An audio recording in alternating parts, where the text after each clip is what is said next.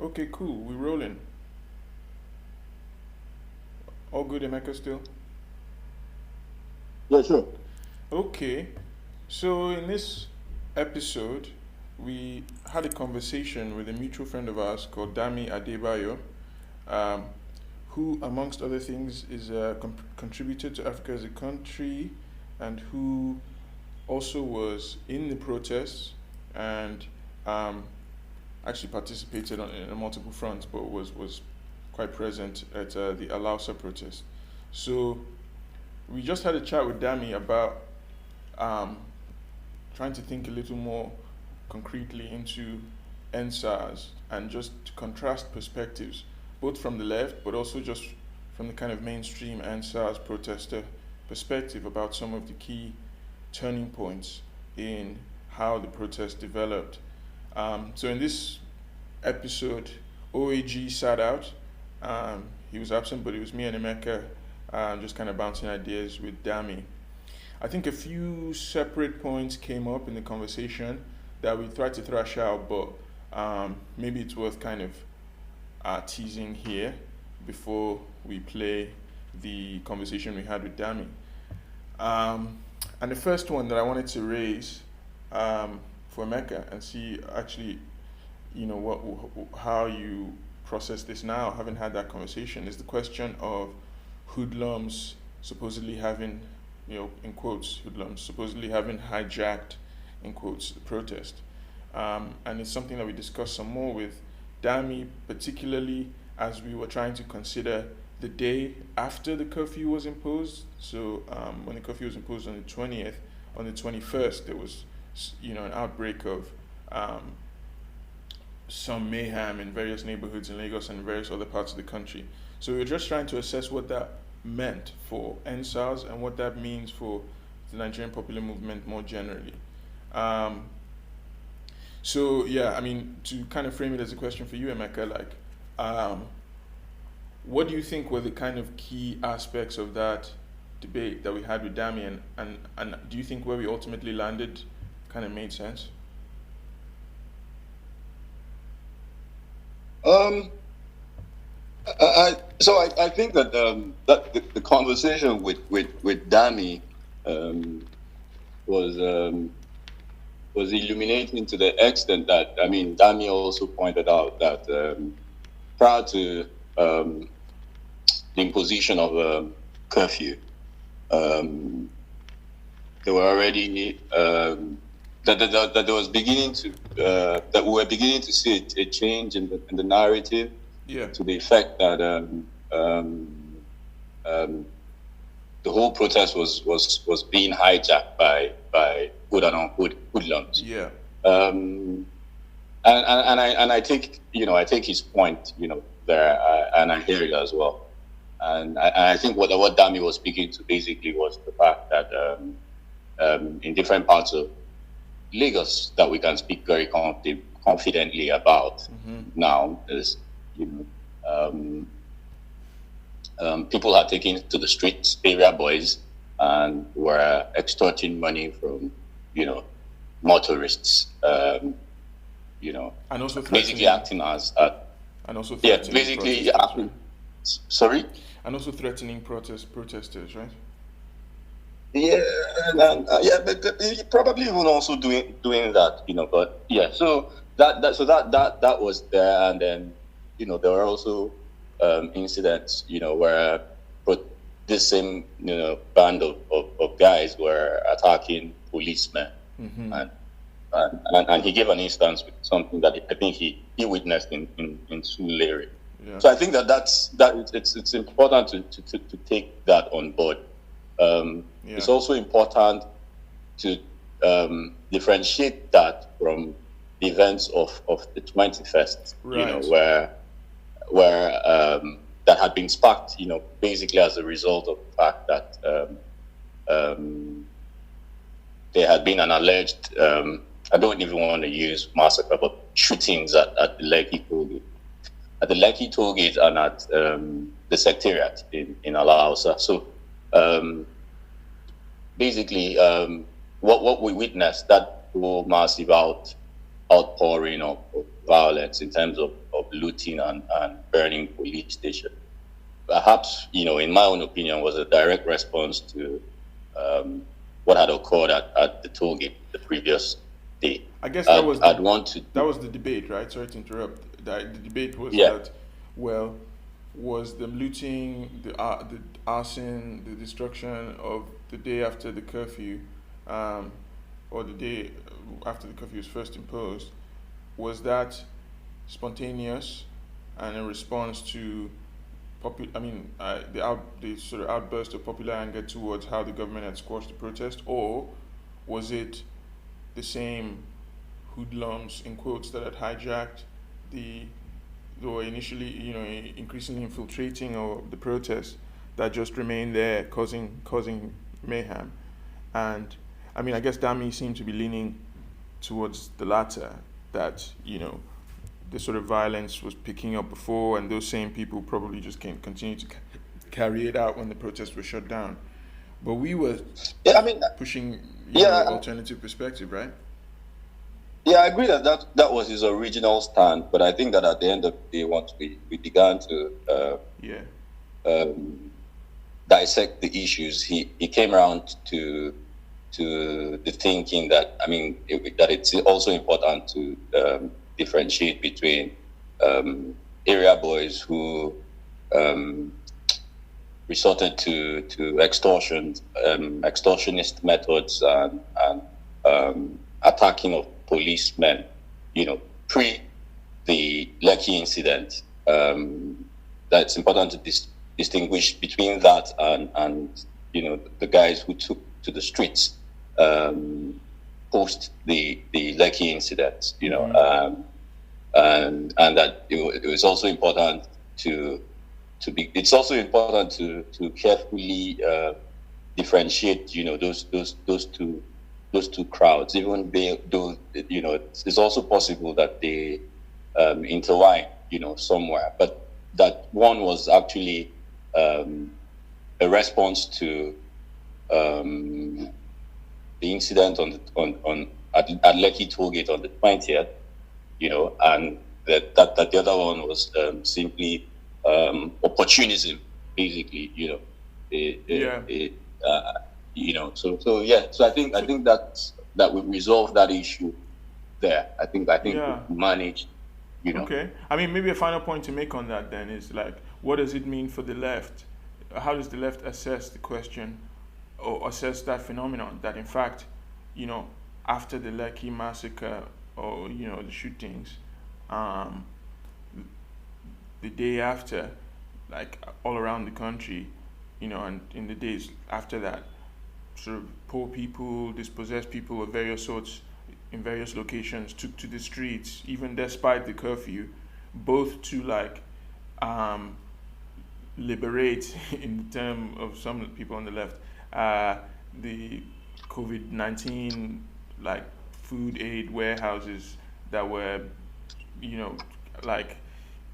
had been hoarding food allegedly in various parts of the country, on one hand, and on the other hand, also attacked symbols of authority, including the Oba's Palace, including, various kind of government buildings, including the houses of politicians and notable business people. What do you think the left should take out of that phenomenon, or what do we learn from that having happened? I guess to wrap up on the hoodlums question.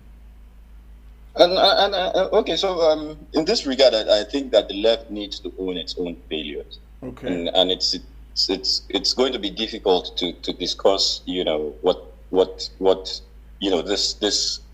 phenomenon without talking about, just a bit. I'm sure we might trash this out or have this conversation afterwards. But it's impossible to have that conversation without talking about the issue of leaderlessness. Right.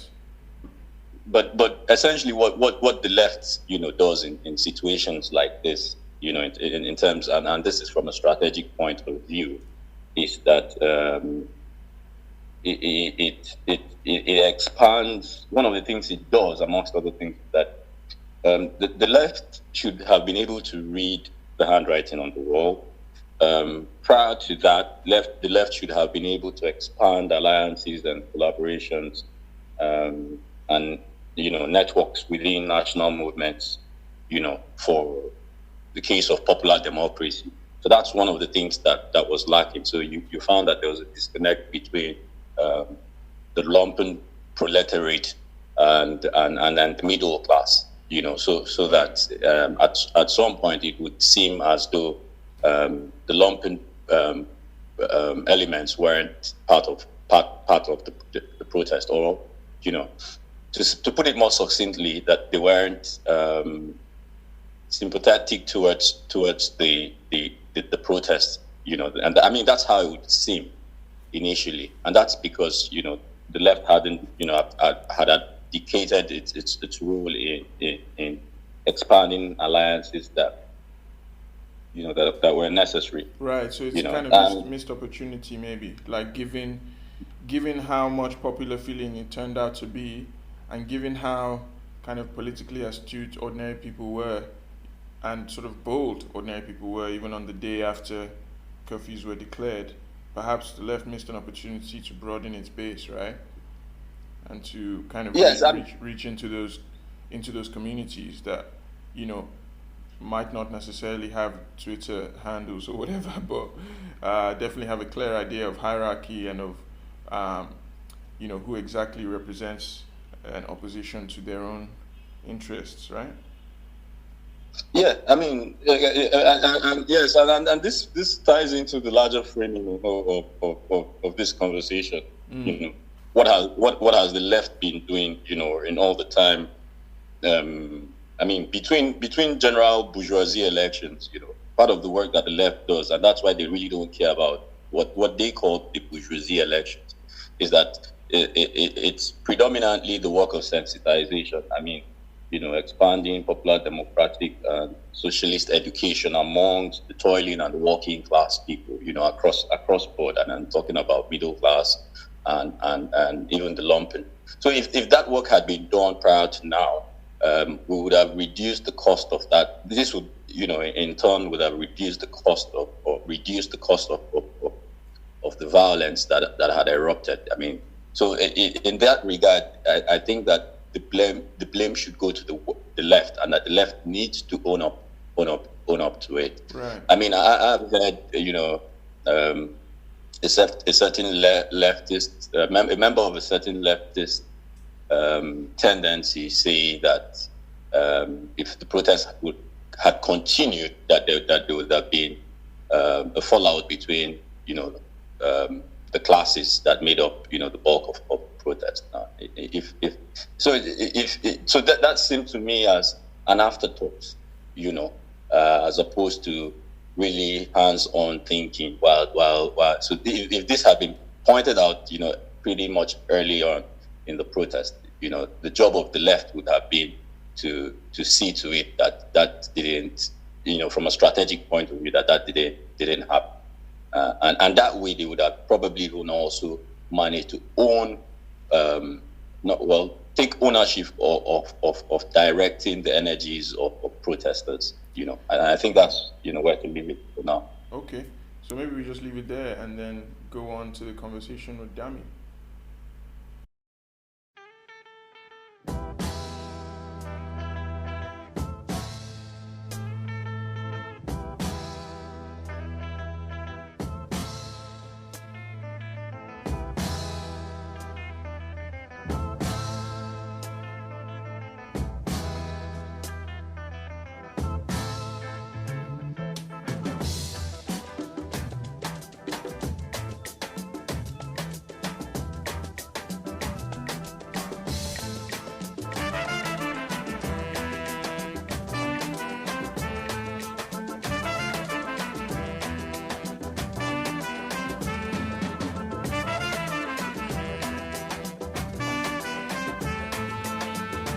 Wait a minute, a good place to start is like, why is it important to have this conversation?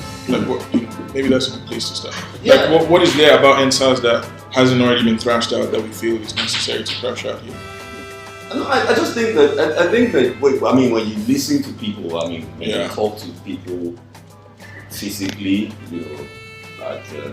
barbecues, in bars and beer parlors, just feeling the pulse of what people are saying online. I mean, I think that people are caught in two minds. Some people generally think that it was something meaningful, right? And then people think, and then some other people think that, that all of that effort, all of that time, all of that energy that was poured, it's come to naught. And I'm talking about people essentially that are in the same camp. People who believed or who believe that they were fighting for something that was. I mean, so this excludes people who didn't think it was a just cause to begin with. Thank you. Okay. Now, and if you were tuned in like I was into the whole thing, even without participating actively, there's a tendency to ignore the fact that that other group of people, exists. I mean, those who don't basically. Give a fuck about, In fact, it's not like they don't even give a fuck. It's just that they're more of skeptics than right. And they're not really criticizing. No, actually, we can say for certain that the majority of Nigerians stayed at home. Yeah, definitely. Definitely. So, but that's not to say that doesn't mean that sympathy didn't lie. Some of them might have been sympathetic, but surely not. There was gradation to the extent to which people were committed to accomplishing the outcome. True. In the diverse society, surely there were a lot of people who didn't give a shit or whatever, right? Thank you. Yeah. And then of course you have people who for me take very funny positions. Positions that say that okay, now that all that madness is over and violence that erupted as a result of the Lekki shooting, and that in fact that people should pay the price, and face the music, and I find that position very, very funny. No, that's thoroughly fucking stupid, obviously. But I think what I find more interesting, perhaps even maybe worrying, is the fact that not a lot of people have been reflecting on the events towards the end of the protest itself. Not a lot of people have taken into consideration the nature of the class war that the activities of the 21st really was. That widespread violence across, I don't think that it's been totally I agree. Digested. So that you find that when people have conversations, they have class conversations within pockets, and then people say the hoodlums and nobody's trying to understand, who are these people, who really are they? What's their own makeup, and how is it that their own form of protest, differs from ours, and because we're not having those kinds of conversations, we're not trying to build bridges where they are necessary. So I think that's where the problem is, which is why it's exciting to see that this guy is a couple of leftists. Who you would really, because my own criticism all that time was, what's the left doing about this movement? Yeah, totally. And of course, let's come back to that because that seems like a wider conversation. Okay. But just in terms of I agree. In terms of what prompts the need to even have a further discussion about NSAS, I agree that there is a bit of a missing aspect of the analysis around this question of hoodlums, and of the 21st and beyond, which I think a lot of people within the movement, a lot of people outside have wanted to separate from NSAS protests for various reasons. Some of them very sensible, as in they didn't want to, they wanted to make a clear distinction between the kind of civil, peaceful approaches and things that happened afterwards, suggesting that the civil aspect was the real NSAS and the rioting and stuff. But that decoupling is not necessary, if you ask me. So I guess that's the conversation, is that, is that necessary, and what do we gain or lose by doing that? But yeah. It's funny because I think it is as well, because if you look at the biggest victims of these people, or the earliest victims, let's never say the biggest victims, and this is talking about, maybe if we don't feel comfortable calling them hoodlums, let's just call them, the, what do you call them? Are they Antifa? What's that thing where, right. there's a group of people protesting and there's like a group of counter-protesters as well. Yeah, so the counter because that's essentially what they call themselves in Abuja. And we had, straight up evidence of these people being organized by... But wait a minute, isn't there in that framing of it, like a kind of implicit suggestion that everyone who was in civil was on the same side? As in the counter-protesters in Abuja, what do they have to do with the people who burnt down shit here? Potentially nothing. Again, I mean, like, if we do agree that, that Nigerian political elite has always weaponized these groups of people against causes or people that they don't like as well, whether, in any part of the country, then we could reasonably argue that, what the counter-protesters in Abuja have in common with the counter-protesters in Lagos, and those that even ran amok as well, is the fact that they might not see just cause in the cause you're fighting for, they might not see just cause against it as well, but if they are financed, if they're induced to go against it, or if they see that there is some benefit to be accrued as well, they would.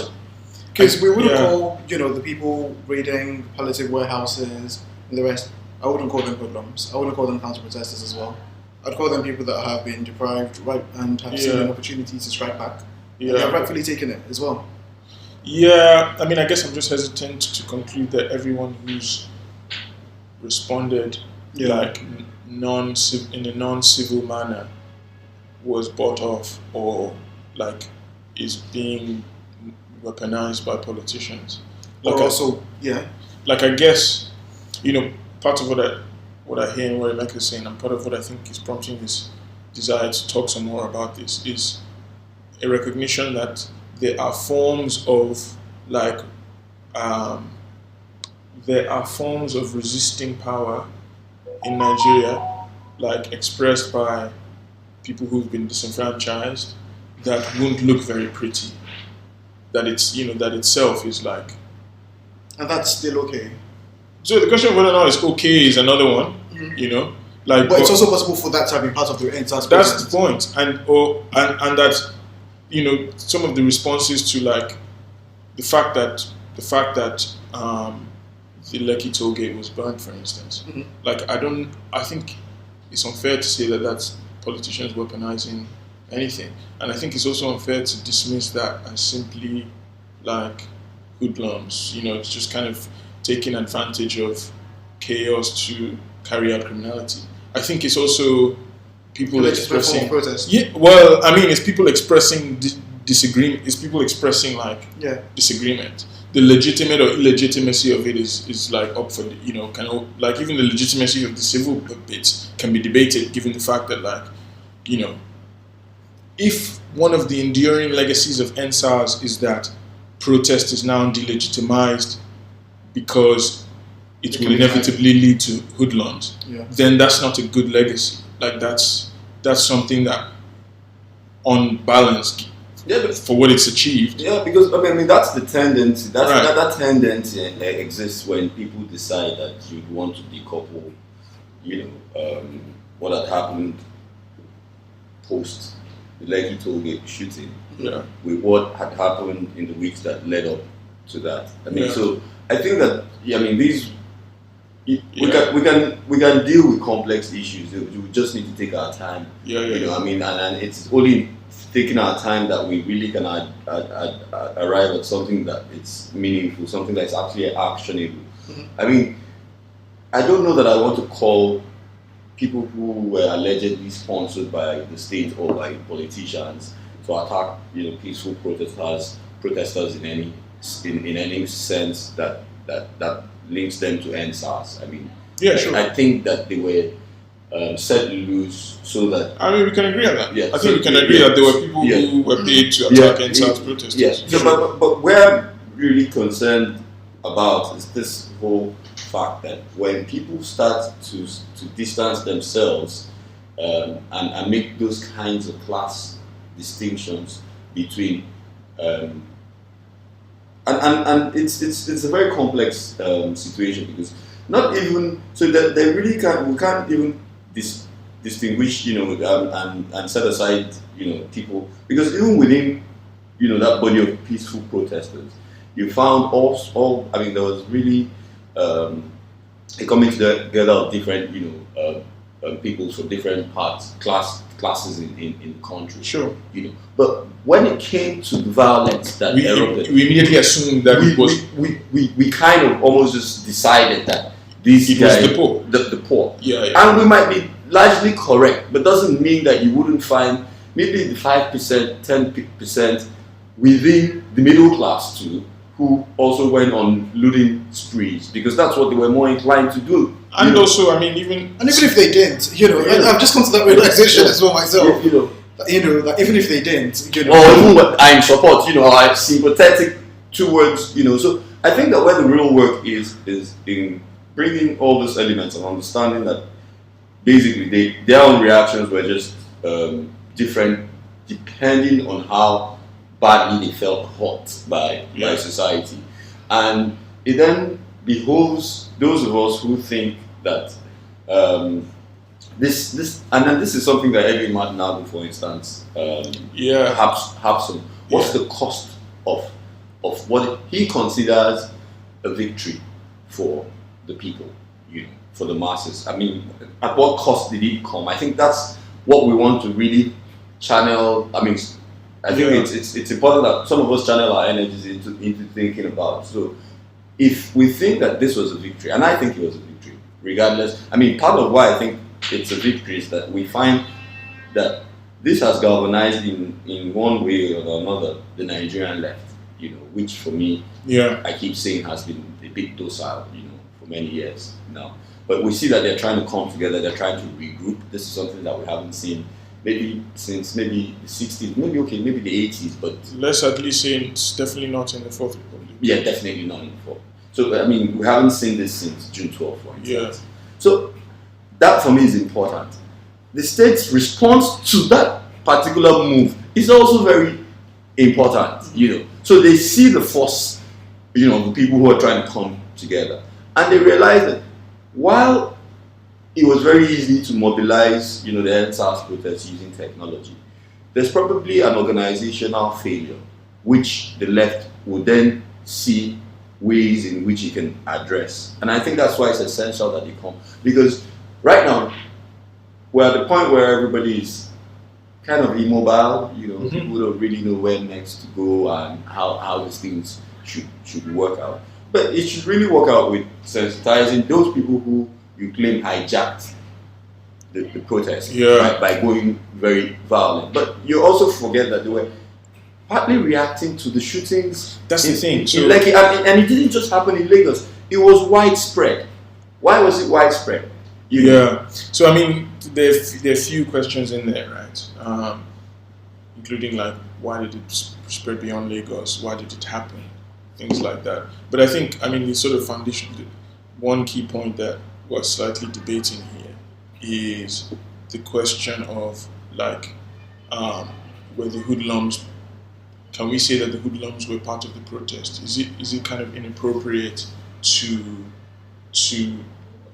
draw a distinction between like the NSAS as the kind of civil music rise, protest, and what happened afterwards? Like, because frankly, that distinction seems a bit unfair. Even though I understand why strategically members of the movement have been trying to not get tarred with the brush of being arsonists or whatever. But at the same time, like, I think the way in which that's being articulated in certain respects, like, risks drawing this class distinction and like legitimizing like what middle class people consider to be appropriate forms of responding to state violence, and what people who deal with state violence on a more ubiquitous level consider to be like, a form of responding to it, particularly after the state has cracked down on the first form, the more kind of civil form. So, I mean, for me, at the moment, I guess I'm like, it doesn't seem fair to, and it seems probably counterproductive from the perspective of building a popular movement, to dismiss popular frustrations and popular like responses to state violence, even if they come in forms that are illiberal, forms that are unpleasant, and themselves violent. Yeah, the thing though is, if your entire legitimacy is based on the fact that we're peaceful protesters, simply here to demand this one goal, we don't want regime change, we don't want anything dramatic, we just want this really simple thing to happen. And then there's violence from whatever side as well. I mean, the smart thing to do is to say that, Yeah, but is that what your legitimacy is based on? I mean, your legitimacy from the perspective of the state, maybe, but not necessarily from the perspective of wider society. And as it turns out, like, the state's perspective on your legitimacy is not necessarily dependent on whether you were civil or not, because they still came and killed people. They still came and killed people who were civil. It's also important that maybe this is a place to come back and then think, a bit about timelines. When did this break? What actions triggered what? Yeah. And it's also really it's necessary that we remember that. Okay, cool. Talk us through this timeline. This is just one small part of it. Yeah. This is between 19th, 20th, 21st. Yes. I mean, on the 19th, I know that, just listening to the news, that violence had broken out in the hinterlands. No, even in various places. Even in Lagos. Yeah. Even in Lagos. In small pockets when you compare it to what happened on the 21st. I think the burning of the police station happened. So I think on the 19th, right? Orilegum police station was burnt down. There was a breakout in a jail in Benin City. Yeah. Those two I remember very well. But I remember that there were also, even though I can't put my finger on it, in Lagos there were about 3-4 other incidences. I just want to say as well, but we're coming with this presumption that Nigeria is this place where there's law and order, and these things never happen when there are no protests as well. I mean, but the burning of a police station. A burning of a police station is not dramatic as well. While I agree with you, it can be divorced from. I mean, even during elections, police stations are burnt. But elections are episodic, right? Yeah. It's true that there's crime regularly, right? It's true that there's like militancy and stuff, but it's very rarely the case that like sort of undeclared groups of people, not behind any kind of organizational banner, will burn a police station. Like that, honestly, that doesn't happen every day. Like checking, just sort of checking the sort of security stats as I had to do for work. Yeah. Like you won't see a police station get burned very regularly. Not in communities where, I don't know, happy policeman. And to be honest with you, there's also this theory that some of the police stations that were burned were notorious. Yeah, not just even notorious. That policemen actually triggered. So one person had been shot or something. I heard something like that about that in Lere. Yeah. And police had shot at somebody and then it got burned. There's this whole theory that. Some protesters were attacked and then they retaliated, and that's maybe set up a chain. But also after that, that's what government then claims caused. Provoked them to institute curfews. Now the question I keep asking myself is, on nationwide now, what scale were these outbreaks of violence across the country, that led to, say, more than half a dozen states declaring curfews? And I want to ask that question bearing in mind that I remember that the governors had sat down for a meeting about a few days behind that. Yeah, when they had announced that they were going to hold commissions. Before that, and when they announced. Now, I think that this whole thing, the backup plans already existed. They already know that, okay, they told themselves, if we can't handle this thing, we're going to call. I mean, there are some states that call curfews, and I don't know why they call curfews. Yeah, sure. I'll be honest with you, I can't say why they call curfew. Yeah. Because Ibadan stood out, or your state stood out. They didn't call any curfew. But there were also outbreaks of violence. So, but not on scales that demanded that you called a curfew. I mean, I'm not even clear that there was violence on the scale that demanded for a curfew anyway. Yeah, so because if it was, then let them have the federal government so for that's state of so emergency. Because I guess I'm saying this as somebody who grew up in Jos, Yeah. where like, I mean, until before a curfew is called, I mean, you're talking about like intercommunal violence where neighborhoods at large scales are razed to the ground, and then a curfew is called. I don't know. I mean, Especially after the violence. Actually, nobody talks about this enough. I don't see why. I mean, I was trying to be nice, but I don't see why a curfew was called. Yeah. Now, so the only reason that makes any sense to me, especially in Lagos, was that a curfew was called to provide cover for whatever it was that people had planned to happen at the toll gate. Because you couldn't have done that when people were still transiting between A and B. Right. What that would have meant was that increasingly the army or the police would have been overwhelmed by, critical mass of people. So you needed people to be indoors so that you just take out a certain small, maybe 1,000, 2,000 people and then deal with them the way. So I think, so that timeline for me is also important. No, and which is why, all of this was to the build-up of the outbreak, massive, real massive outbreak of violence on the 21st. No, but commentary had started to shift though. I'm not pointing notes. On the 19th, there was an RRS van, somewhere in Herbert Macaulay that was stoned, and the whole point is... What's RRS? Rapid response. The Lagos State funded police unit as well. Okay. And there's this thing, Uh-huh. and I saw it happen as well.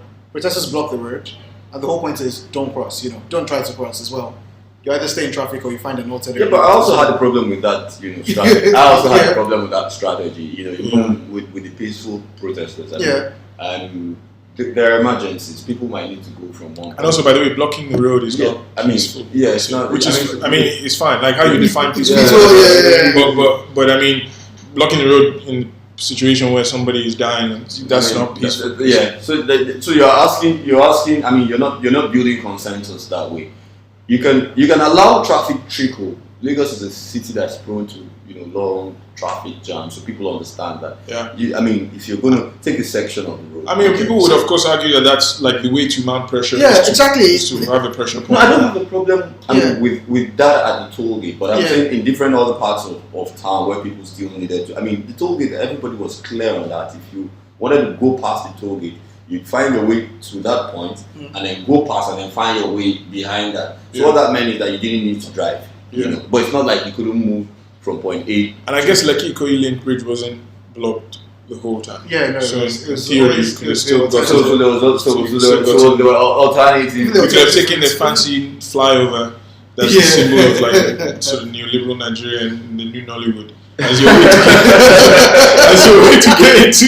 Oh my God, it's everywhere. I didn't come up with that. That's John Haynes, the guy who started Nollywood. That Who says that the bridge is Lekki Ikoyi everywhere. Link Bridge is the like symbol of the new of neoliberalism of neoliberal Nigeria. I'm And not even new sure. I'm not Nollywood. even sure it stands out. If you haven't seen it before and you see it, it's like No, okay, there's gonna be a separate episode. Yeah, on like, the link but and the politics of toll gates. Yeah, I'm telling you. Yeah. I'm telling you. But I mean, like it seems to me like that's for the left and like a kind of left polemic on, or even let's just say a serious left review of what's happened, has to take into account this question of hoodlums hijacking. And I think there's a lot of trash that's baked into that cake, as it were. Because, like, first of all, of course, this sort of terminology of hoodlums, blah, blah, blah, is problematic, definitely. But, I mean, beyond that, I think the sort of layers of assumptions about, like, what happened, afterwards. And there were definitely clear signs of, as you said, like politicians paying off people to go and brutalize or whatever protesters. But it just seems as though like there's a kind of, I want to call it righteous anger, that poor people express that's misrecognized as the natural response, their own natural response, and in numbers, in great numbers. I mean, we saw the videos, was simply revenge. Right. And even though I agree, I mean that it's wrong, Yeah. but I understand where it's coming from. I mean, I can't claim not to understand why people would go and go out after people who they presume are rich. They are oppressors, basically. Right. And it's not just any rich person. The targets were very specific. Right, the targets were extremely specific. It wasn't the kind of... people who signify capital, basically. But also people who signify political capital. So it was like rich politicians. I mean, to be more specific, with the attack on TBC, etc., it was former Lagos State Governor Bola Ahmed Tinubu. Even political shifting into houses as well. I mean, when you take account of what happened outside Lagos as well, you'd see that it was a mix of capital and political capital. Yeah. I'm talking specifically now about Calabar. Okay. So I don't really know much about what happened in Calabar. So Calabar, they went to sitting, serving, or maybe some people would have Garen Shabasi, the other guy. First as well. Yeah, and then also Leo Lemoke's wife's chain of store. Leo Lemoke, the actor. No. So Leo Lemoke, the former governor. Oh yes, of course. Yeah, sorry. Former governor. So I mean, so that just tells you. In fact, I hear that my old man was attacked somewhere in Enugu. And so, but it's, and to be honest, that's what it, because I mean, he was just in the wrong place at the wrong time, basically. But I'm sure that one or two people could have figured that okay, he represents something, that has to do with power. Right. And then so on a more humorous note as well, you also had private business owners putting up signs saying this hotel does not belong to to your least favorite politician. It is 100%. And it's funny that this is the time that they choose to come up with this as well. I mean, it does illustrate that the targets were things that were associated with people in government currently or people who had been in government before. And so it was like literally political targets. And let's also so how can you then dismiss that action as not protest? Yeah, or as somehow a political and like. You can call it illegitimate, perhaps, and we can debate that. The question I want to ask is, I mean, in the weeks that led to, the mayhem, that everybody knows when it happened anyway. But where did big capital stand in relation to NSAS protests? Well, but wait a minute. Like, okay, so a lot of the politicians, I mean, Tinubu himself, like sort of one of the chief architects for the politics, former Lagos State Governor. Somebody who's ABC chieftain, somebody who's like a lot of assets or whatever were targeted allegedly afterwards, right? Mm-hmm. He had come out and tweeted like in the week leading up to Lekki massacre. The day. It was the 19th.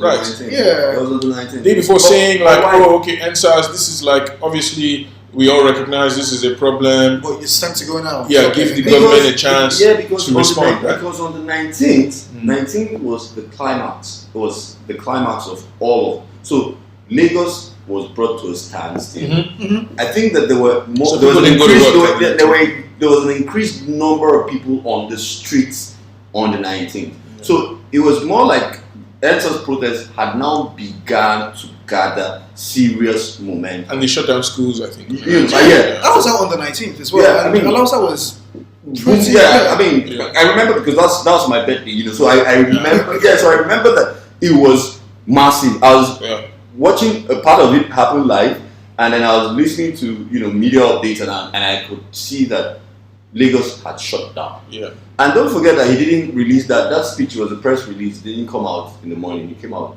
at night. That's true. The night of the 19th. Yeah. Right. And then the next morning, but by midday, the governor calls the curfew. In fact, I joked about it and I said to Tinubu backs at night and in the morning. Nice. Yeah. So the thing is, but I mean, okay. But the point where I was responding to is your question, like where was big capital during? Or I guess, okay. I don't know if we should be calling politicians big capital per se, but anyway, about businesses. Yeah. Okay, but businesses came out like Sterling Bank or whatever, like various banks were like hashtag NSAS. No, I mean, it was like lots. I mean, in my Instagram, I was seeing all sorts of like commercial people, and in fact, you remember that at a certain stage, like when the movement was still fairly early on, a lot of people were like shaming brands for why have you been silent, or Beyonce, why have you been silent, etc. Yeah. So like a lot of sort of brands came out and were like, I don't know. I don't know when you say brands. I'm like, I didn't say Unilever. No, I don't recall. What I recall that happened. No, but okay. I'm also saying this because I don't necessarily think brands coming out being like #EndSARS is the way to go, meaningful or is the way to pursue politics. But I'm just suggesting that, like, at least on a surface level, like a lot of people, both within the sort of political class, to use a term I hate, and like and sort of business circles, were like coming out broadly in support of like, oh yeah, we should end SARS. You know, they're violent, blah blah blah. I mean, right? So what I remember, I mean, and of course, I didn't take in everything, but you know, but what I remember was that at some point, First Bank was called out, right, for blocking accounts or something of the sort. Yeah, and then they came out with a press release saying that wasn't the case. You know, that they were more, but they didn't ever use EndSARS. They just, maybe not First Bank, but like so I saw the cop-out that I kept saying was end police brutality. And I'm going to call it a cop-out as well. Yeah, you know, it's a very, so for me, I just wanted to know where. So when I even say big capital, I'm not even specific about brands. I wanted to know where people like Tony Elubelu stood. I wanted to know where people like. Well, he was receiving the King Leopold Prize from Belgium. So maybe that's where he was. That's a very interesting. I wanted to know where people like Dangote. Yeah. You know, I wanted to know. I mean, the only why does it matter? Why does it matter? It matters where the capital stands. You know, in at moments like this. I mean, I think it does. Okay. Because somebody like Atelo Peterside, everybody knows where he stood. I mean, he came out and he said what needed to be. We should also remember though that there was this, Zoom call as well. This Zoom call that we heard about 24 hours later that had, Dangote, Sanwo-Olu, a few bank MDs, and the CBN governor going like, oh, what do these people want? Okay, this is alleged, right? Yeah. Oh, no, there were screenshots of it. And I think it was like. I didn't see that. So we have to tag the screenshots. We have to link to the screenshots. We're coming with our receipts, Yeah, we have to link to the screenshots. Because I wanted to find out, when I heard, that some people, the Aisha Yusufus of this world. Right. Yeah. She was on the Zoom call. She was on the Zoom call. The guy that has this mighty PhD, I can't remember his name now. Joaba. No, Dipo Ejide. Yeah, the Dipo guy was, Wait, hold on. As a mighty PhD, I need to know who this is. I'm just kidding.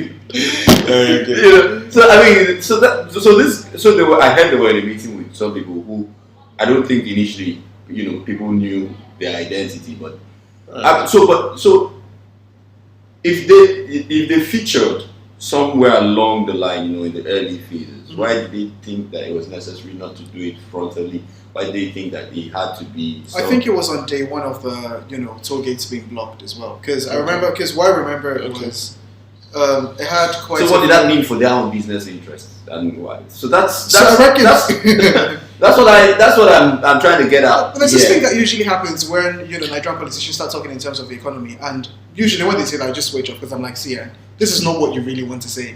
Because we know that if you really cared about the economy, we know the biggest impediment, to a progressive economy are, members of the political elites as well.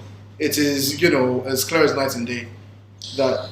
Well, but okay, I'm not exactly clear on the point here. Like when we're talking about where was big capital, because first of all, like it doesn't strike me as though there's any reason why. So I'll give you an example. I mean, any reason why like Dangote tweeting EndSARS would affect? Like, I don't see how that would either be good for ending SARS or bad for Dangote. Like, there's no. It seems to me like there's no contradiction between being a big capitalist and wanting SARS to end. So, like, and at the same time, I don't necessarily think that would have guaranteed that the government would have responded better. So what does that tell us about? So let me say this real quick, right? I don't know anywhere else. I don't know how police is funded in the US, for instance. All right, our taxpayer money. Yes. But I know that in the UK, a lot of what the police gets comes from the private sector. In fact, the people who argue that the private sector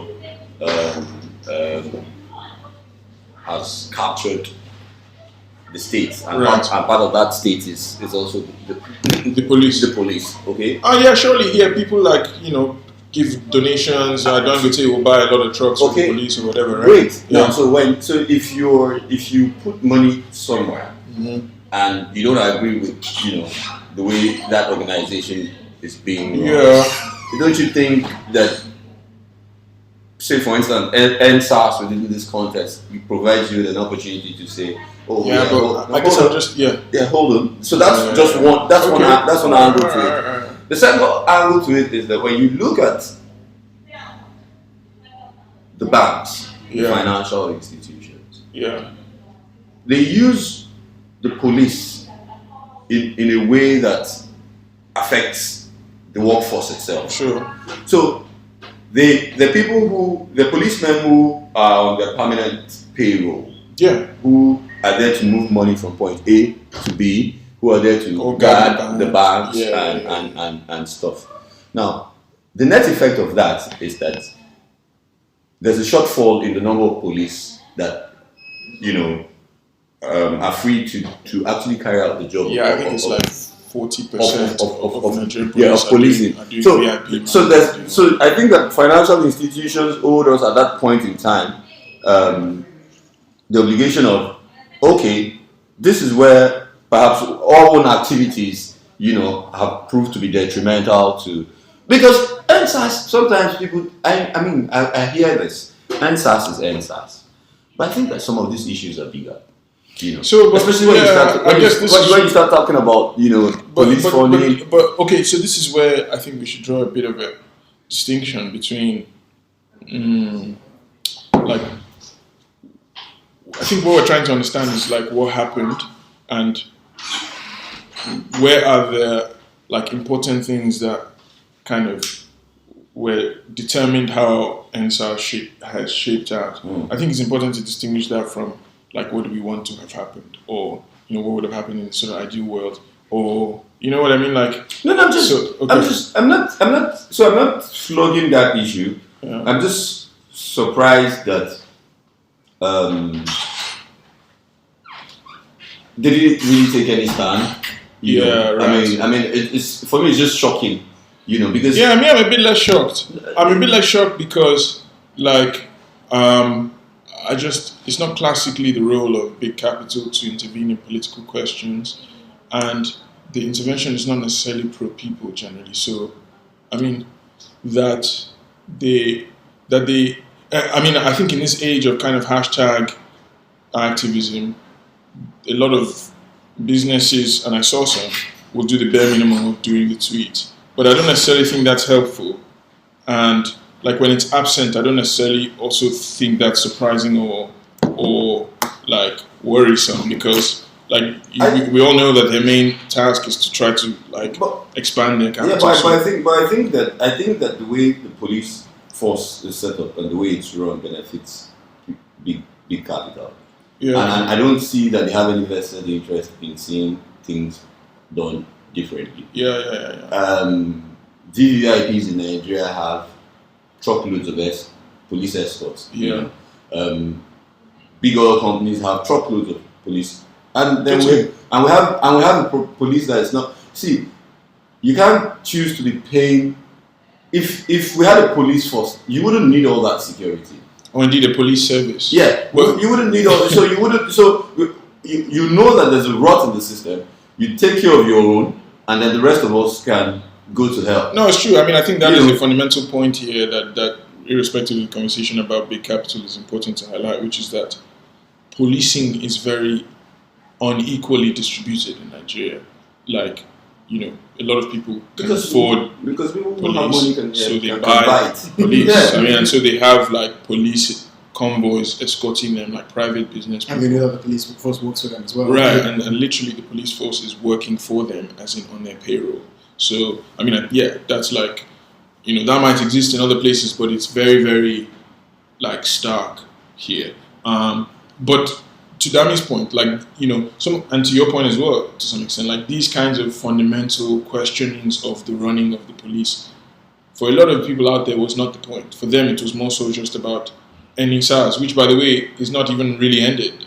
Even now. So it takes us back to the larger conversation about like what has been accomplished and like what has happened. Because it wasn't really about ending SARS in that sense. It was more about accountability. And and so if you're saying that you need a police force that's accountable, we're saying that if a SARS operative kills or extorts somebody, there should be some mechanism for correcting it. So I mean, so we wanted that. I think a lot of people were also Let me learn. Okay. That mechanism that we needed was one that would be set in place, and it didn't matter whose son I was or where I came from or what background I came from. Don't forget that people like Segamik, what's his name? Awosanya. Shegun had. I mean, they felt slighted because they had been in according to them, the struggle for a number of years before now, and the way that they operated, or people like him operated, was to go about making calls, and so that's not how sitting on panels. That's not what we wanted for the system to do reform. Yeah, I mean, so the guy who was released today, the Rums guy, Aramosele, if there wasn't really attention focused on him, and then people were citing, and then there was some, who knows, because that's how people go, No, totally. I mean, I buy your point that there were so many levels to the frustration people were expressing. Yeah. But how it ended up being articulated was NSAS. And I think that's no accident, because I don't. What I'm trying to say is that it wasn't even articulated. No, but it was. I mean, there were 5 demands that were pushed as the demands for the movement. Whether or not they were the legitimate demands of everybody is another question. But I've said this I also said this to you before now. No. If we're going to stick on the logic of NSAS, really, which is a unit within the Nigerian police, all right? Nobody's going to say that unit still exists. Yeah, but okay. So the key question there is not so much like what I'm trying to say. The demands. But people can still say that it does exist as well, because there's police brutality and then there's SARS as a unit. Yeah, and then you don't have to be a member of the SARS unit. No, for sure. To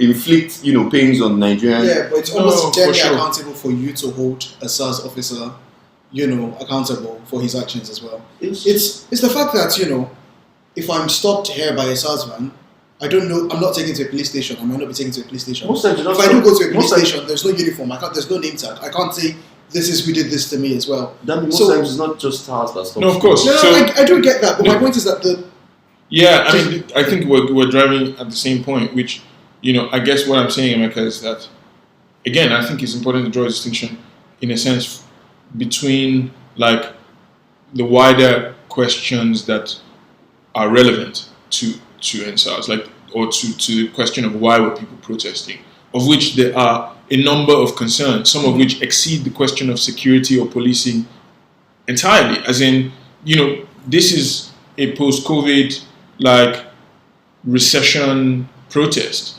so clearly there are, and any single protest has remote causes that, it will take us, we don't even really, we're unable to fully understand at the present moment. So, I mean, to say that there was more on the table than just SARS, that's obvious. Obviously, there's always a lot more, that's propelling thousands of people into the street than whatever immediate slogan that movement adopts. So we agree there, but I guess what I'm saying is that, what I was trying to articulate is that what ended up being adopted as the slogan, what ended up becoming the central focus for a lot of the protesters was the SARS unit. And why they didn't leave the street even when SARS was supposedly disbanded is because they didn't believe it was fundamentally changed, right? They didn't believe that the status quo they were opposing, which is one where you have rogue unit or units of the police force being able to drag people off the street unaccountably, to touch on your point about accountability. People didn't believe that was and people don't believe for if good not reason as well. that has been resolved. So, I mean, again, I agree, a wider host of issues that feed Nigerian frustration and that led to this amount of mobilization. But the ones that got articulated the most forcefully were the ones that targeted SARS, for better or worse, right? Because it may be that the focus on SARS, it may be that what you're saying is that the focus on SARS by a lot of folks was problematic or has weaknesses because it doesn't necessarily address. I think that Yeah. the fact that it became necessary to expand, I mean, because when you say end SARS, for me, sometimes, most times, in situations like this, when people are protesting, whether whether just by ranting, and it's that people need to articulate demands. That's the first problem, that the end SARS movement encountered. But very quickly, they came up with the 5 for 5, which was for me a broader demand. Now, one of those demands within 5 for 5 was that the remuneration for increased police salary. And it wasn't just one unit; it was the whole. For sure. So the people who were making these demands kind of also understood that there were structural issues with the police, which also now people, and this was a point of debate where people were saying, people went as far as saying that police brutality had nothing to do with their wage; it was more psychological than Now, one of those 5 demands also said do psychological evaluation. Psychological. So for me, it tells me that these issues, even within the system, that the movement recognized, and then they were broader. But I think that they're also wider and broader, issues that probably aren't reflected in that 5 of 5 demands. And I don't see why. I think that what part of the work that needs to be done today is that we need to go back and sit down and articulate what those demands. Somebody like me, I think, and I think very strongly about this, that while Nigeria goes about calling itself a democracy, it's a diarchy. It's a system that, people have worked out, the elite of Nigeria. And so when I say elite, I mean the top brass, both the top brass of the armed forces, military, police, and politicians. Let's not forget that in the Fourth Republic, we've been ruled by 2 former military heads of state. In fact, one other president that doesn't fall into that category was the younger brother of another really top-ranking military head of state. And it was almost so he became president almost like a compensation for the fact that at the time when he was in jail with Obasanjo, he didn't make it out of jail alive. So if he was alive, we would have had him. So let's not forget that even the 1999 Constitution. So the issues that we should bring that need to be brought to the table. Sure. Even the 1999 Constitution is not a we the people constitution. It's a constitution that was forced on us by the military. It's a constitution that reinforces it's almost like a militarized constitution where even though you have certain freedoms, but you could see, and we can see now how the state is trying to clamp down on. So even if it means going all the way back to how the Nigerian police force was formed, we need to go. Okay, but how does this relate to NSAS? Like, who's the we? I'm just saying. When I mean we, I'm talking about people who think about these things. People who are going, because we're looking for solutions now. And then we're looking for how do we sustain the momentum and don't let it fizzle away.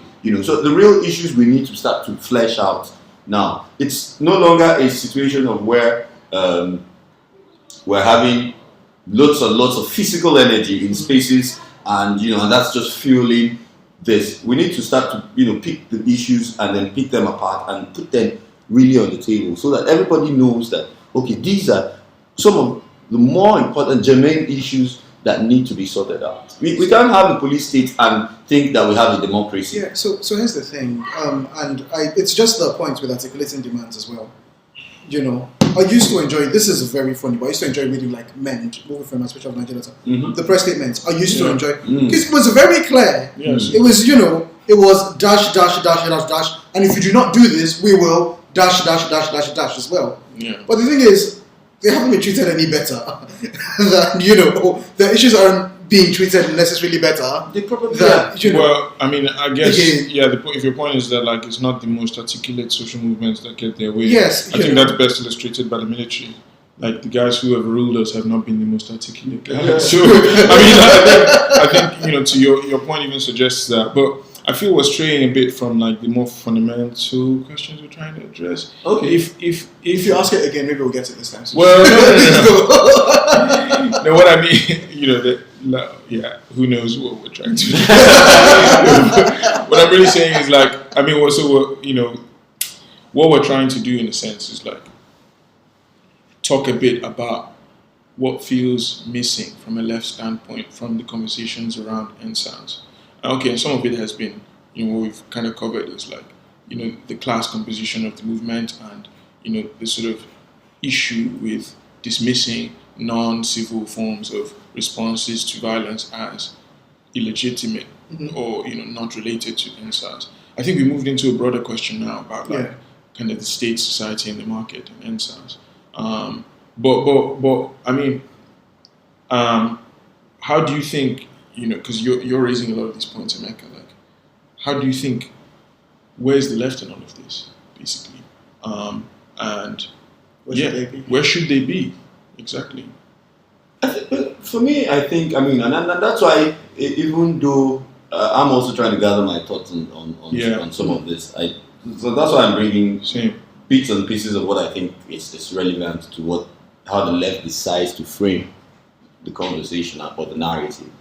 I think that this is obviously and clearly now a question of narratives. You have the powers that be trying to frame it in a certain way. They even wanted to, color it with ethnic things. We knew that weren't even on the ground when the protests were going on. So you have a bloc that decides to call a meeting of northern mayors and right there in front of the COS and making all sorts of allegations. So it's and then so I'm reading today that South people have decided that they are going to call their own meeting. So you see that our political elites are folding into blocks that they are used to. And that's and that's how they want to color this and SARS movement. So I think what it behoves the left to do is come up with a more powerful framework for how to push this narrative. And the only way they're going to achieve that is if they sit down and look at the issues within a broader context.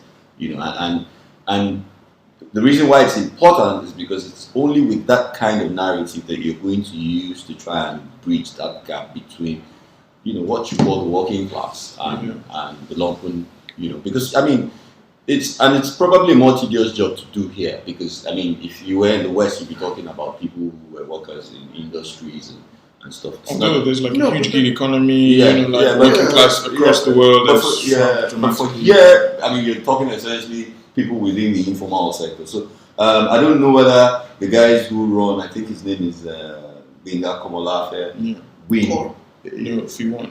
I think that's where people like those people have a lot of work to do. I don't even know how much they have done. I'd be guilty of this if I sit down here and say I don't know. I think I need to go out and also find out how much work they have put in and see where we can extend ideas. But essentially, what I'm saying is that this economy is largely informal. One that base of within that organization, that social movement needs to be broadened over the next 2-3 years, and a lot of what needs to be done there is sensitization and organizing. Yeah, because and it's also important that we mention this. People don't really know within movements like or protests, but of course now I can see. I said this to you before. Right after the whole, the incident that told me that wherever we go from here will determine whether this is a movement. Because I just thought it was good. Okay, so check this out. I think that's a good place to kind of try to wrap up because we're just at an hour. But the question that still lingers, there are a few, but I think one of the main ones is what has this accomplished from a left standpoint? So it's not what has this accomplished from a kind of devout, politically neutral perspective, but from the left standpoint of trying to radically redistribute power and status in this country. Like, what has NSAS achieved? Do you think it's achieved much? I think to the extent that it was some kind of awakening, a collective reawakening of consciousness. I mean, because that's what I take away from all of that. I think. But what have people become conscious of? I think that people are conscious of the fact that they have power, Okay. and that there's power in mass movements. Because I even hear, otherwise laid back, reserved liberals, people who you think were liberals on social media, talk in terms of movements and strategy and what needs to be done.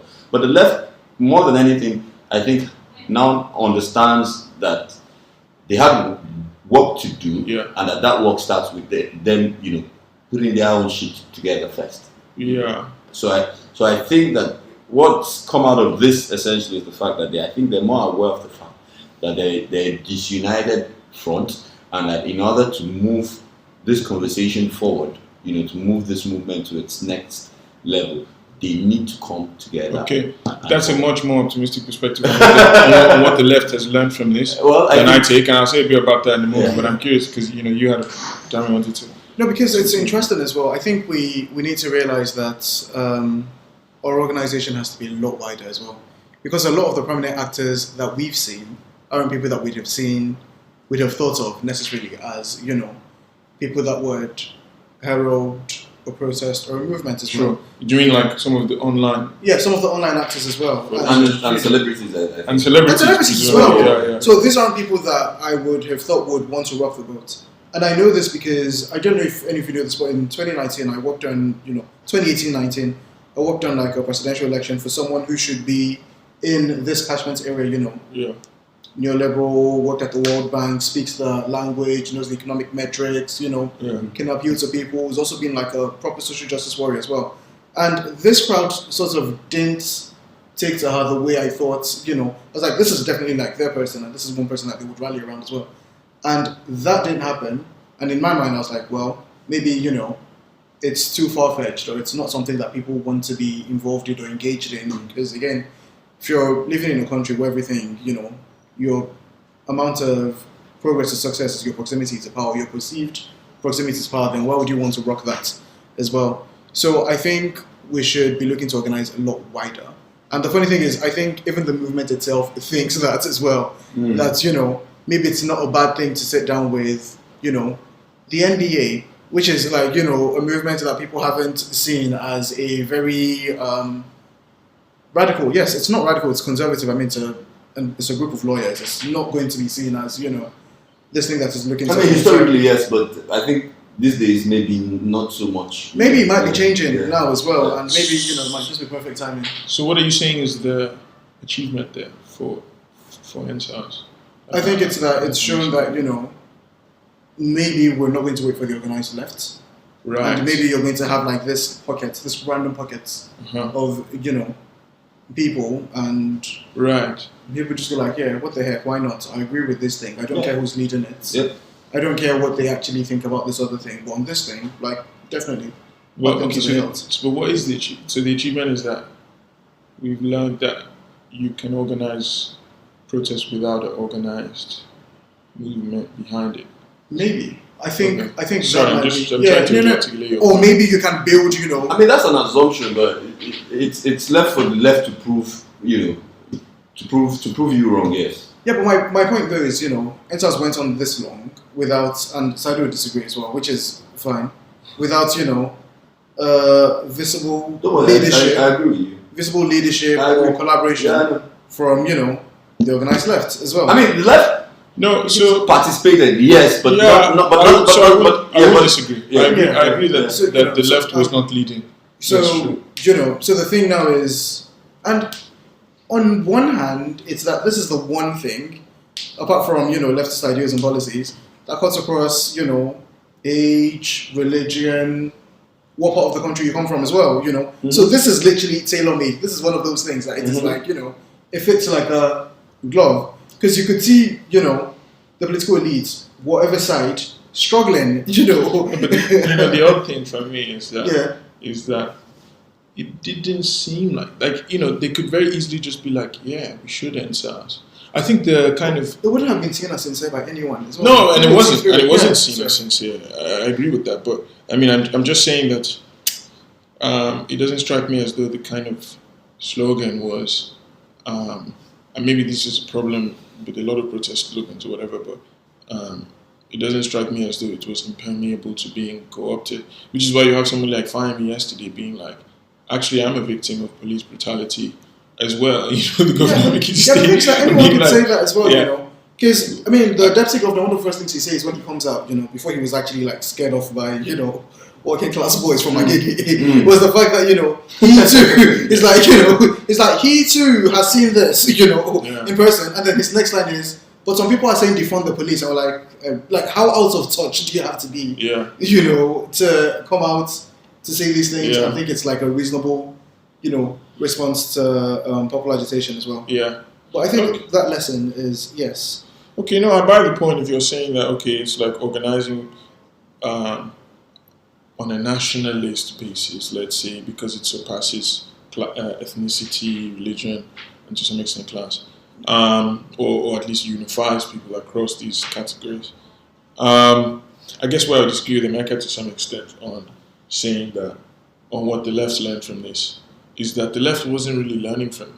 I mean, it didn't strike me as though the left was like, various left groups have left this thinking that like,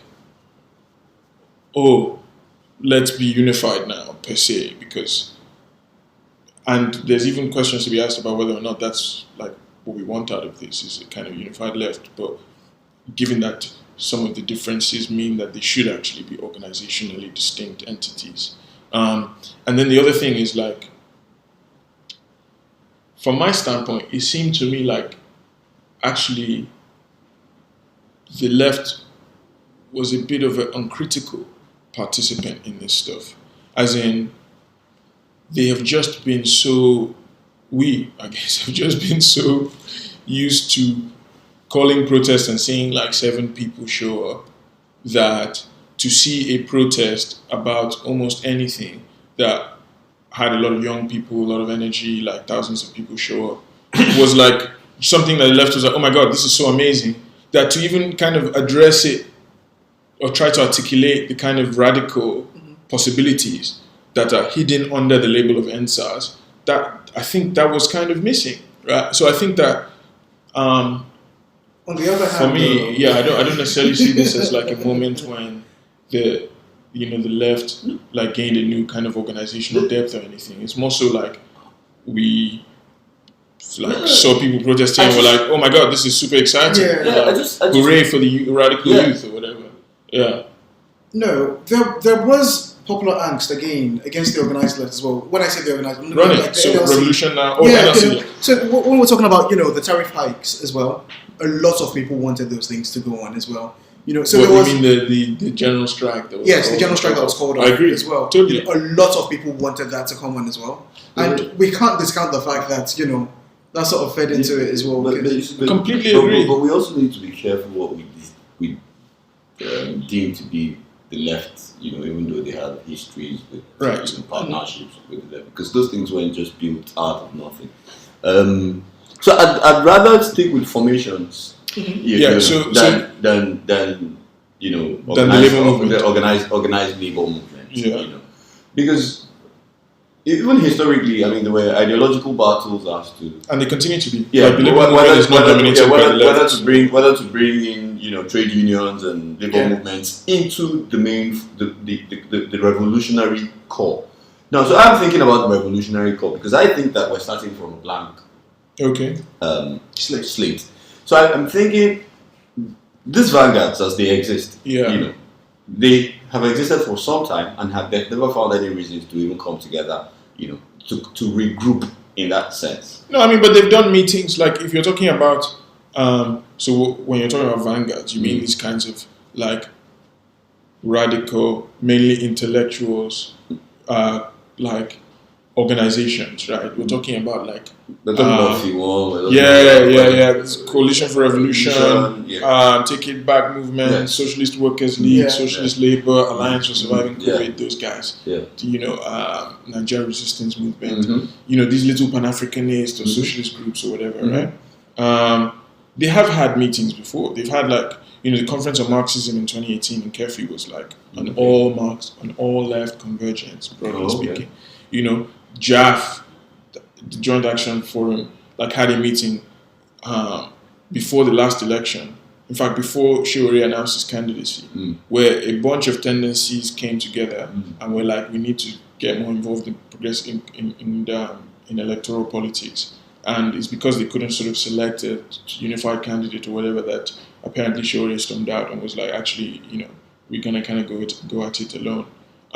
So it's not the first time that, there are various forums that unify a lot of sometimes conflictual, radical groupings. So, even in the past 4 or 5 years, it's not the first thing. I think maybe what distinguishes this is that it was a protest. Yeah, so that's in relation to, what they have learned from NSAS. I'm not saying, so I get that. But I didn't know, that this much about, what they do now. Right. But I do know that, there have been, even before the elections, but it's always about electoral politics and not about mass organization and sensitization, and which is why I think that this might be different. I'm not, but there was very little left mass organization and sensitization during the protest, or that's even. What I'm saying. I'm not saying during the protest. Okay. I'm saying I'm hoping that that this is. This whole So Shehu Kuti, because I think that even within these tendencies, it's also important that we know what the makeup is. Which is what I am looking to do. Going forward. Right. You're talking about age ranges and all of that, because a lot of those people, even within these tendencies and vanguards, what I think, from afar, I don't know, what I think they tend to do is wait for the labor movements and all of that. So they don't see that. Students they don't see that that things can be organized differently. It's the playbook, and I don't blame them. It's how it has always been. The people who are leftists who have been within vanguards and have worked in places like even UAC and then tried to get to build some kind of union and key that into a brother labor, Congress now. So no, but the funny thing though is sometimes just building those unions sometimes is enough to let people see the ideals. It's a form of organization just by itself. Yeah, but why I'm interested in this is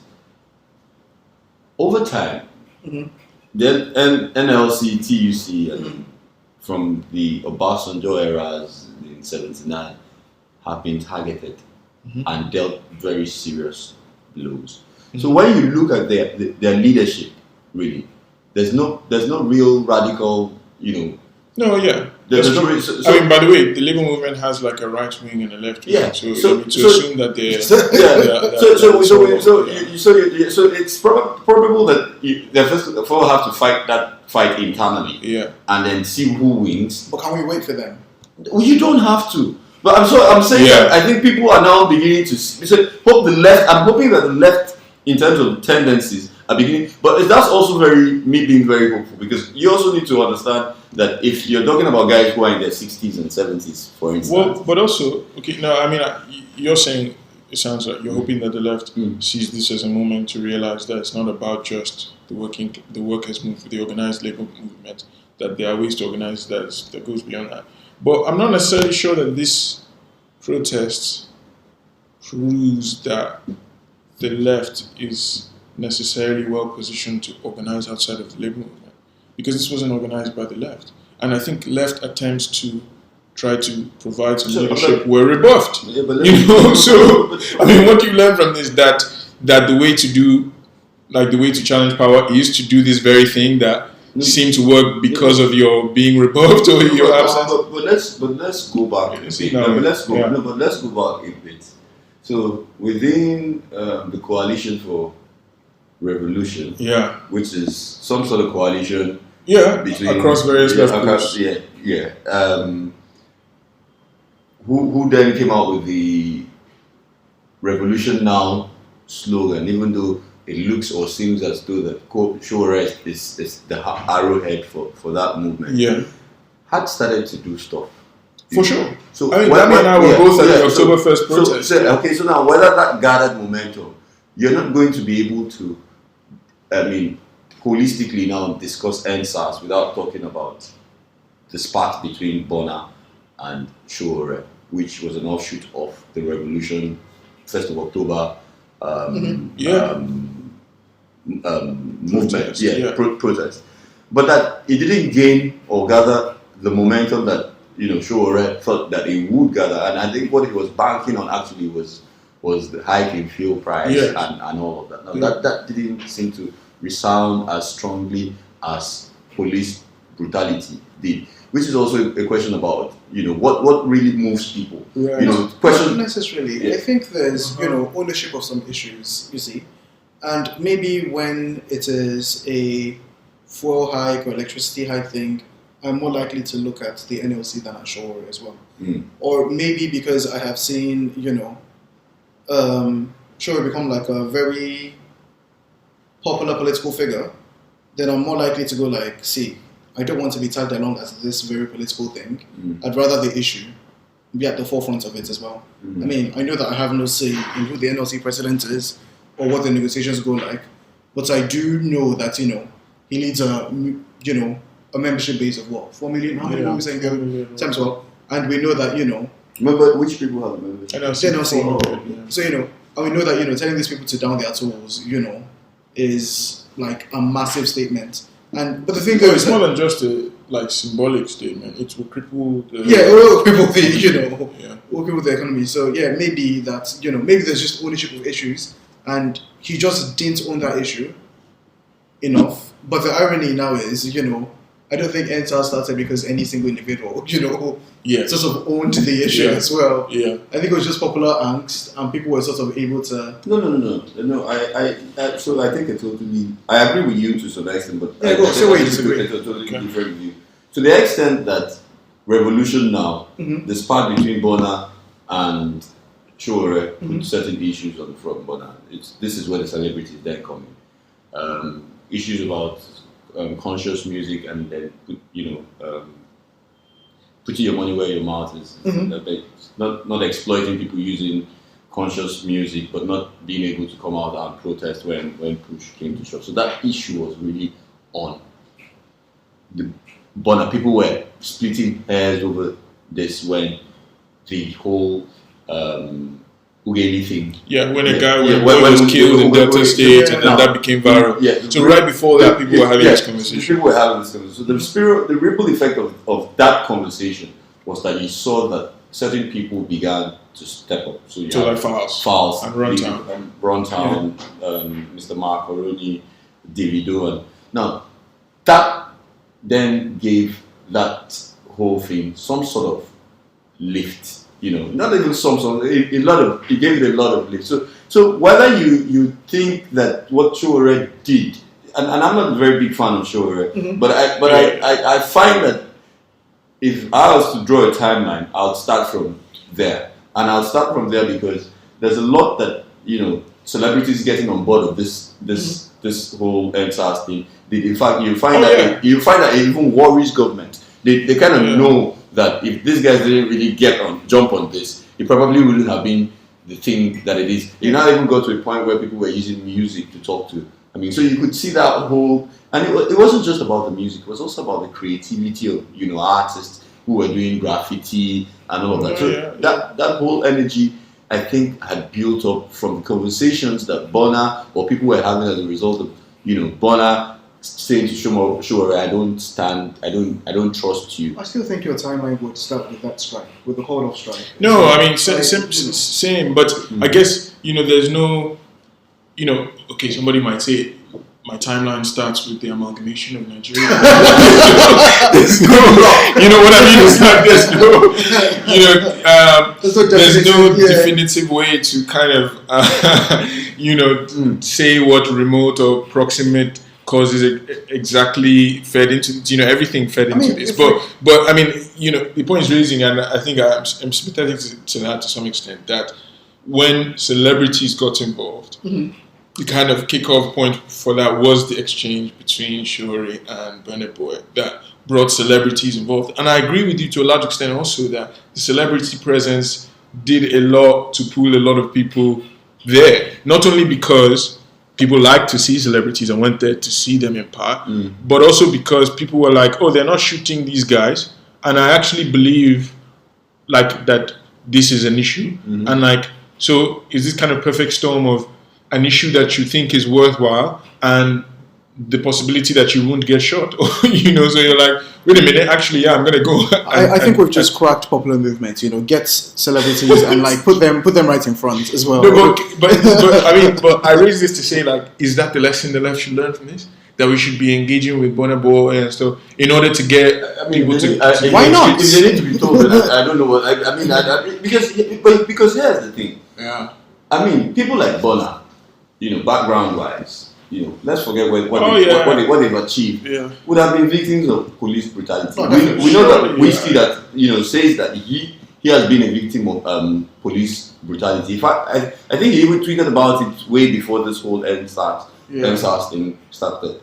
And I don't know anybody who is young who has not experienced. If you haven't experienced it, then you know a story, and that's what kills me as well. So it's something that is easy for them to jump on. Yeah. It doesn't need you don't need any prompting. Exactly. Whereas slightly more fundamental issues of social transformation are perhaps slightly less easy to jump on. And I think to get, if what we're fundamentally concerned with is like somehow finding and pursuing an alternative social order to this capitalist one, then I guess I'm not fully convinced that the patterns through which popular protests were mobilized here are fully translatable to the kinds of political concerns that the left is fundamentally engaged in. I mean, like what I'm saying is that I'm not fully convinced that you can get Burna Boy to sign on an anti-capitalist revolution, or to march with AI, or indeed to march with like just simply dispossessed, like slum dwellers who were evicted, or these kinds of questions. I mean, I guess I think that single issues such as dispossession of slum dwellers or police brutality or whatever, you can rally people around to some extent. But the more fundamental material questions that the left is supposed to be engaged in, I guess I'm not fully convinced that this protest gives us some kind of template for that. But on the minds, so maybe not for the lefts, but for the general public as well. If middle class and working class people are saying that you cannot negotiate with these people as well, that a political alternative has to be found. I mean, they are going to be. People are looking. Let's let's just that people are looking. Yes. For a political alternative now. So whether the left presents itself or it doesn't, people will find one. If it's a right-wing populist, people will find it. So we're trying that now. Depending who you ask. But yeah, I agree with that. Said's point a moment ago. I think that even the celebrities know that it's not their gig to run. Okay, so part of why they jumped in on this, really, aside some of the personal experiences that they might have had, and the fact that people were being shamed. Yeah, that debate was hot. Yeah, the debate was. I mean, people were having these debates for 3-4 days about, and it was people that said, Burna, and I personally think, I agree that people who sing socially conscious music should walk the talk. Yeah, should walk the talk. I agree. But I don't think that people need to be shamed into doing it. Yeah, shamed into doing it. I think that it's a role that people grow into. And just as I was trying to make that, point, the whole thing flipped. And, even Burna, who couldn't be there presently, chipped in whatever he did. And it was just a question of, it was really more about people chipping, celebrities coming to chip in. And ordinary people were telling, I think this was one of the first times that they really interacted with their own fan base on a one-on-one basis. I mean, this is not just fandom. Oh, you drop an album and then people are saying fire, fire. No, this is first time that they actually paid attention to what people were saying. Now, I think that to the extent that we have a cancel culture that is kind of big, and which is what people try to do to Burna. But by the way, who has ever been cancelled in Nigeria? We have a cancel culture, but no one's been cancelled. The oddest, most barbaric figures are still out here propagating some bullshit. So no one's been cancelled. We've got the Adamawa senator who's, planning to run for governor as well. But clearly that guy has not been. Somebody beat up a woman in a sex shop whilst being a sitting senator. And he's not been cancelled, so I feel like maybe we don't have enough cancel culture. We don't have the power yet. The only sector of society that has cancel culture is taxify drivers. You've been cancelling us. So we can't even cancel them. Anyway, shout out to taxify drivers. That's the real working. I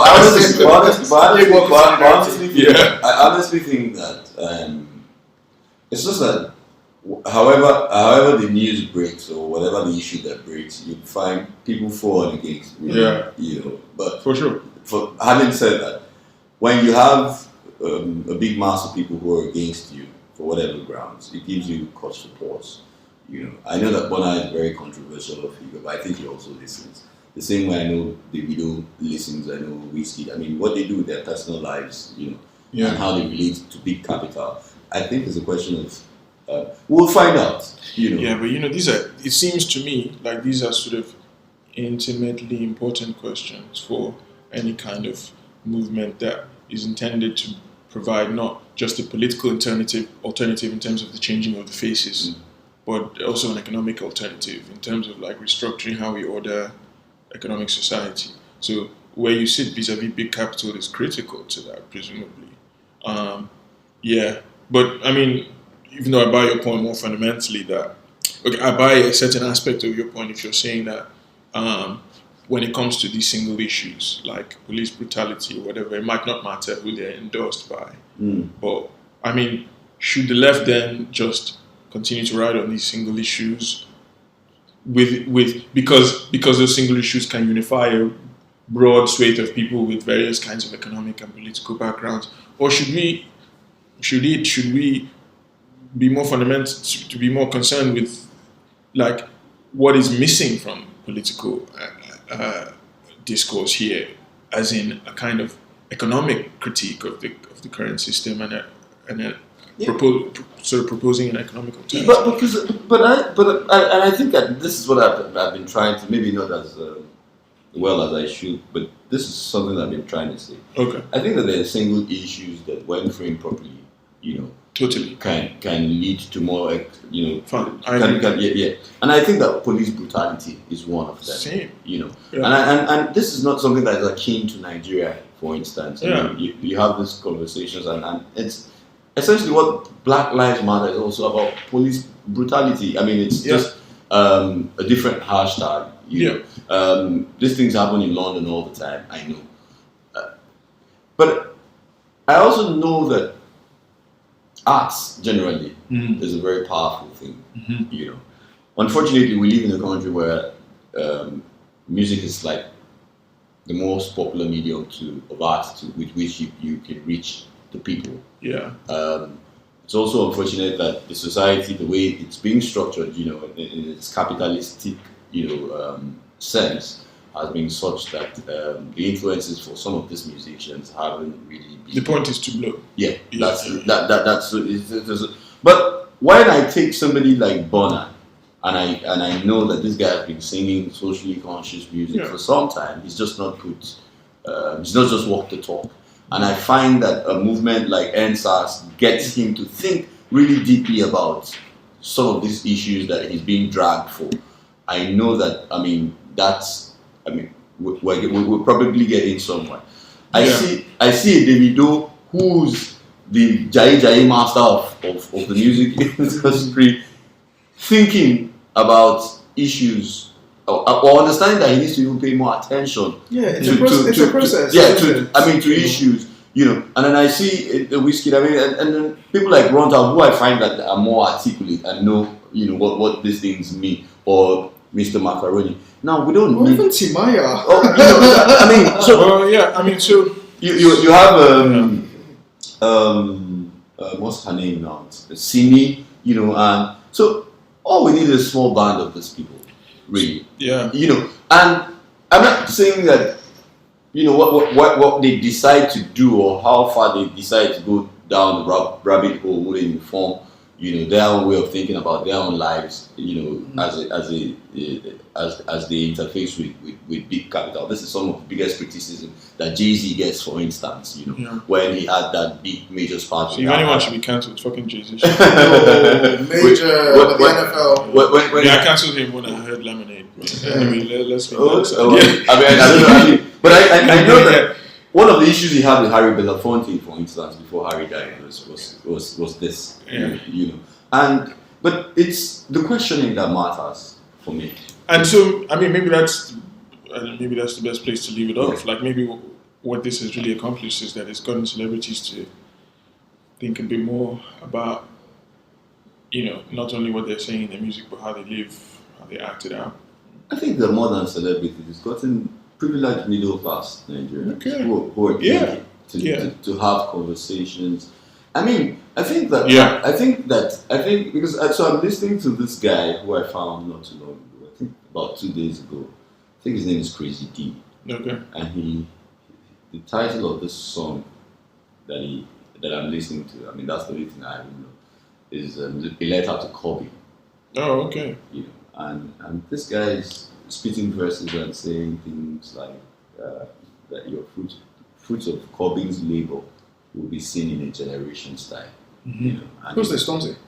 Crazy D or something. Okay, well maybe you let us use his song as the outro. Yeah, and then this guy writes a letter to Corybyn. I mean, in verse, saying, "I met you. I was 8 when you spoke, somewhere, and I came out there." In fact, the intro starts with a speech that Corybyn gives against the Iraqi war, and that's how he enters the song. And he's saying how old he was and how old he was when they later met, down the line, and how he listened to Corybyn's speech.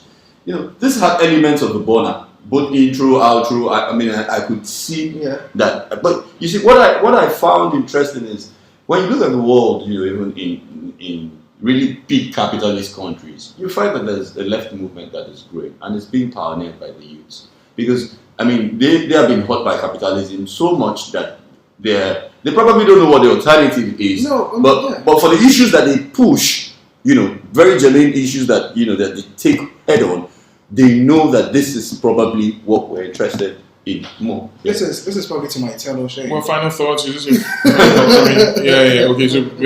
you decide. No, just on the music thing as well. But also kind of wrap up. Yeah, and I'll wrap it up as well. I heard Killer Mike speak about Bernie in 16, and it was possibly I don't want to say the hardest thing, but it was possibly why, probably explained a lot more why minorities need, socialism a lot better than any other case I've probably seen as well. Because to live in a decent house where he currently lives, he's had to sell thousands and thousands of records as well. Yeah. And right next door is just some random guy who's, second generation, inherited this, and can afford to be a doctor. And he's like, bruh, there are doctors in the hood, full doctors, but they still live in the same houses. Yeah. But to conclude on this as well, I'm excited. I want to see what this holds. I want to see, if this holds, if this doesn't hold, I want to see how we go back.